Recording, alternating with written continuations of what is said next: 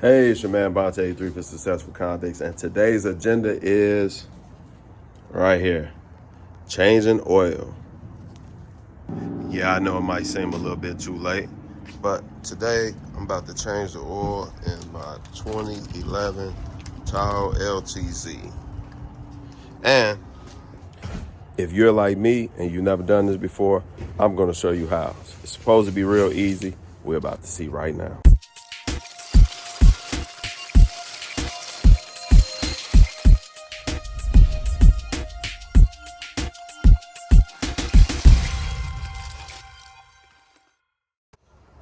So to start off, now me, I jacked it up. I seen a lot of people just climb up under here, but I jacked it up. And for safety, I got the jack under there, but I also got the jack stands to be extra safe. So I jacked it up so I can get under there safely, have enough clearance room. But like I said, this is my first time. Now here's a few tools that I use. I got this from Walmart. This was cheap. It was like under $4. I got this filter, which this came from Walmart too, but this actually came with the truck. The guy just hadn't put it in. For the oil, I got this 5W30 high mileage Valvoline oil. I also got this high mileage automatic transmission fluid. And of course, I got my Lucas high mileage oil stabilizer. Underneath, I got my oil pan and I got my 15 millimeter socket, which I'm told that's what the oil screw needs.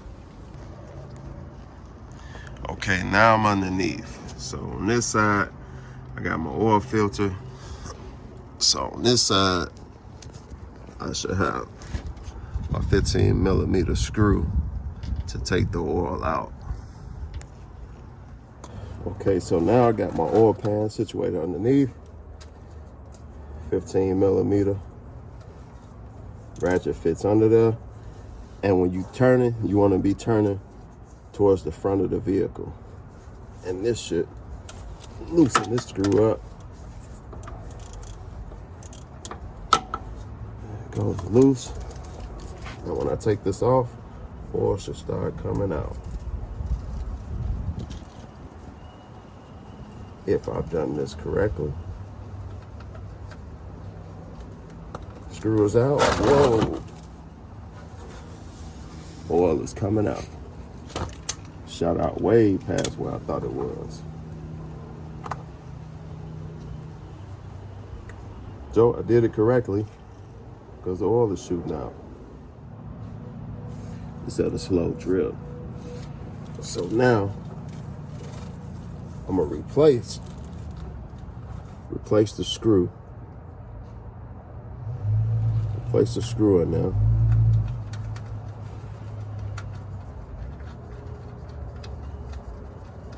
Place the screw back.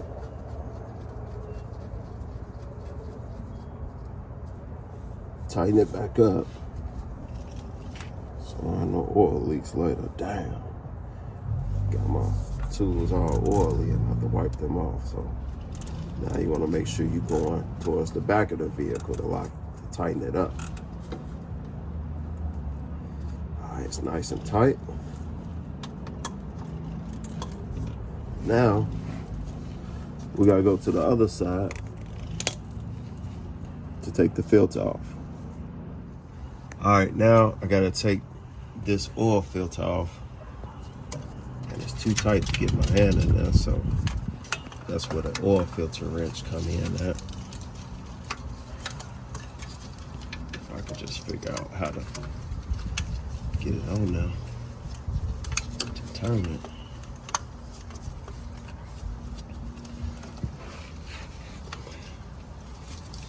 So I'm back at Walmart.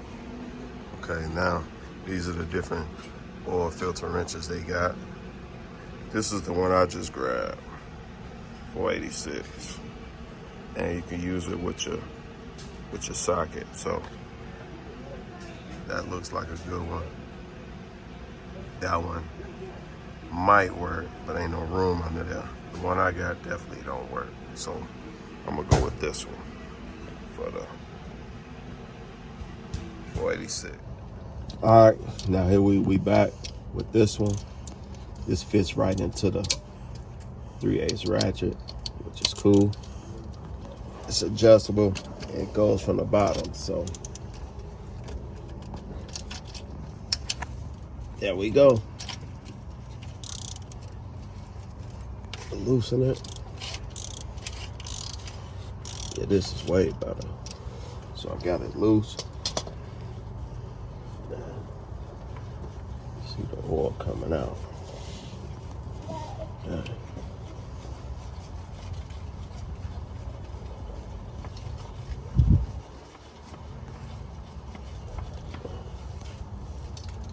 Dang.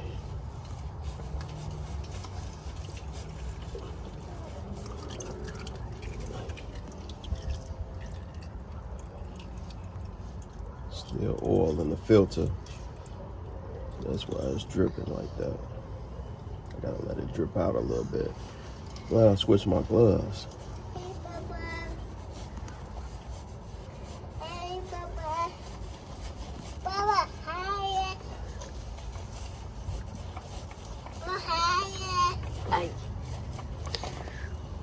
There we go. Oil filter is out. Plenty of oil in there.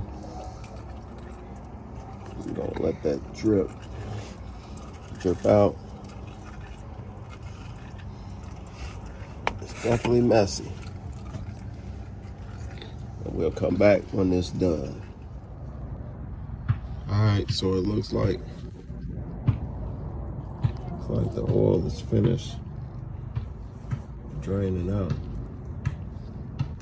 So now I'm gonna wipe that area, wipe it clean a little bit. Slap the new oil filter on, tighten it up. Then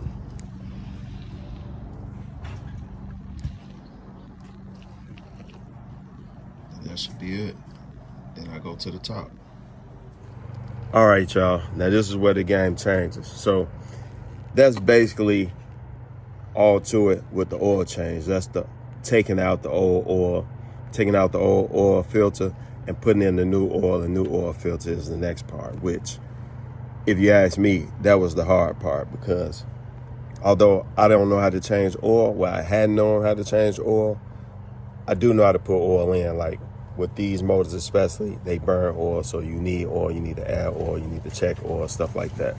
But that was the hard part. Now this is the game changer. And just in case you don't know how to change oil or put the oil in, this is where the oil goes in. This is your oil dipstick. This is how you check the oil, and this is where you're gonna put the oil back in. So we're gonna take this cap off because we're not gonna add oil, and I just sat it up there. We're gonna add our oil into the motor, or the crankcase is what it's called, I believe, and we're gonna add it into there. All right, y'all, now let me tell y'all about this truck, this motor. Now I got this truck for a great deal, I think. The only caveat to the deal was that the truck had high miles. Now, listen to this, y'all. This truck had 413,000 miles. Now, couldn't hear it running. I mean, it ran quiet. And as you can see, I'm gonna show you around the truck.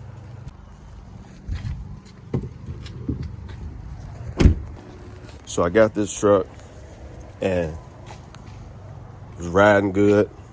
I didn't get the oil change, took it out of town. So I drove from Minneapolis, Minnesota to basically Hobart, Indiana, because we went to Chicago, Illinois, but we wound up going to Hobart, Indiana, doing a little traveling out there. I went to visit family in Chicago Heights, Illinois. Came back, no problems. Oh, another thing, it got a little bit of jitter in the transmission, which I've come to find out, and I'm gonna change that later on, but I'm gonna have my mechanic do that. It's the transmission speed sensors. They have an input and an output sensor Sensor is like, I think the input is like 40 and the output is like 20. Real simple. And it just screws right onto the transmission. I'm gonna look up under there. I might even attempt to do it myself because it's just a simple, just screw one out and screw it back in and plug it back up. But anyway, so cool. Truck was running good. And then last week, drove to work. This maybe, I want to say Tuesday. So I drove it Monday, no problems. Drove it Tuesday. Oh yeah, and another thing, since I had it, the blower motor went out in it. And I ain't even had it a month yet. But anyway, simple fix, put the blower motor in. Got one from the junkyard for, I think it was like 40 bucks. Came back, went to work, left to go to lunch, and I heard like a tapping, almost like a piece of paper was in the fan. So I'm like, what's that tapping? What's that tapping? And I knew it was coming from the lifters, and it was coming from this passenger side. So unbeknownst to me, I didn't know about the simple fix of putting transmission fluid in. So my mechanic buddy came over here. We poured some transmission fluid in there, and the noise immediately went down. We didn't put a lot of transmission fluid in there, but the noise went down. So I got on YouTube, got to watching videos, and supposedly this is like a common problem, not just with Chevy Tahoes and Suburbans, but with cars in general. Sometimes the lifter gets stuck. So I'm about to do this move where I'm about to put some transmission fluid in. And of course, I got to put my Lucas in, and then I'm going to fill the rest with oil. I'm going to drive it and see if the noise goes away. So I'm going to start this process by putting this quart of transmission fluid in. And you see I got the high mileage transmission fluid. So I'm going to pour this in there. So not a steady hand it used to be.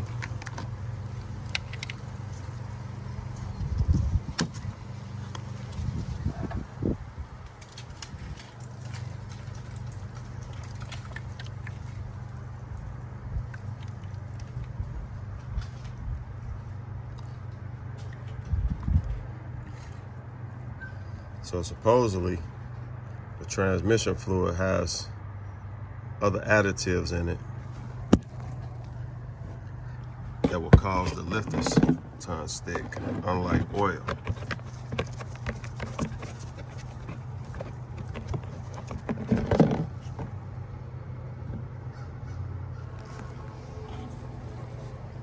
All right, now I'm about to put my high mileage Lucas oil stabilizer in. And if you know anything about Lucas, it comes out like molasses. But I learned a trick, which if I can, let's see if I can do this. Well, the trick is if you put a hole at the top, it'll come out a lot faster.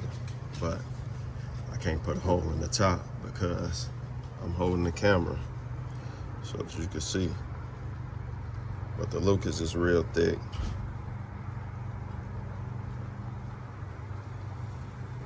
Which would have went a lot faster had I not used the funnel.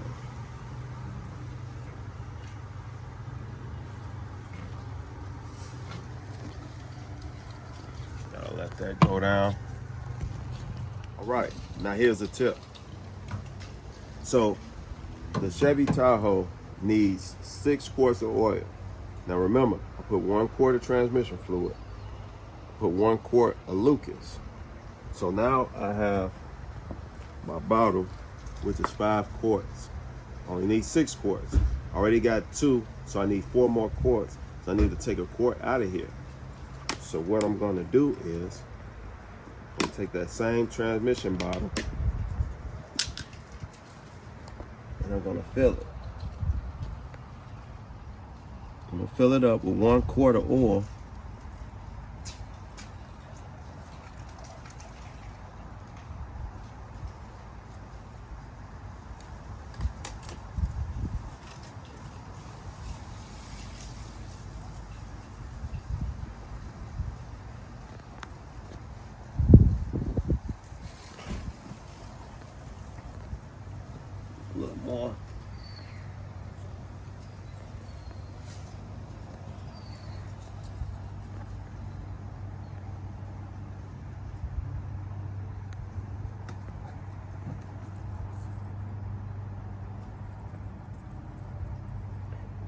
do it.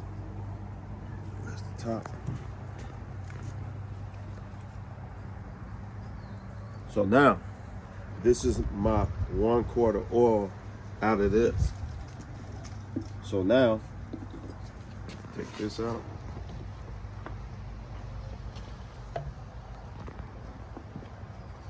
Now, I have 4 quarts left, which is the remaining oil I needed. Had I not taken that 1 quart out, I would either overfill my reservoir or crankcase or whatever, or I would have had to keep filling it, taking the dipstick out, checking it, and all that. So that's just a tip. I'm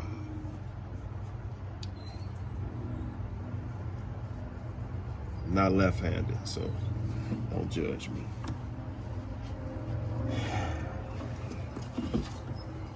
All right, now we're gonna look underneath leaks. I don't see any. And we're gonna start up. All right, here we go, y'all. The moment of truth. Start this joint up.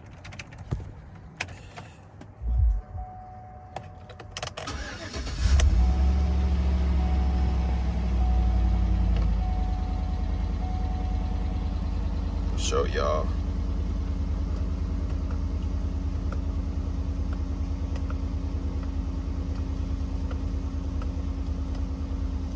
See that? 419,948 miles.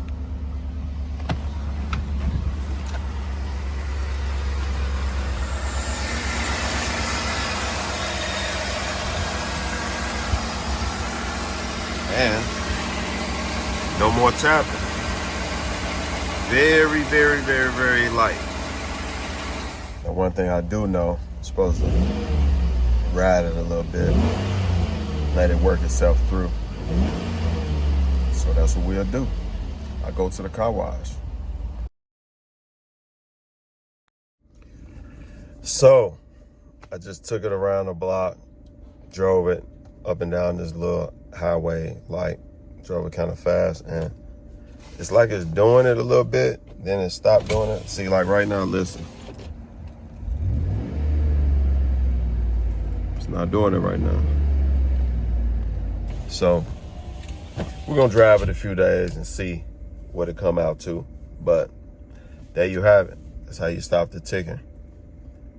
I give you an update. I try to give you an update. Don't hold me to it. But if you like this video, if it helped you out, please like. Send me a comment and let me know what you thought about it. Because I've seen, mixed reviews on this and that and this and that. Or let me know if you done it too before, if it did or it didn't work. I'm interested. Leave me a comment. Subscribe to the channel if you haven't already. And share it with somebody. Because we all need help sometime. All right. Peace out, y'all.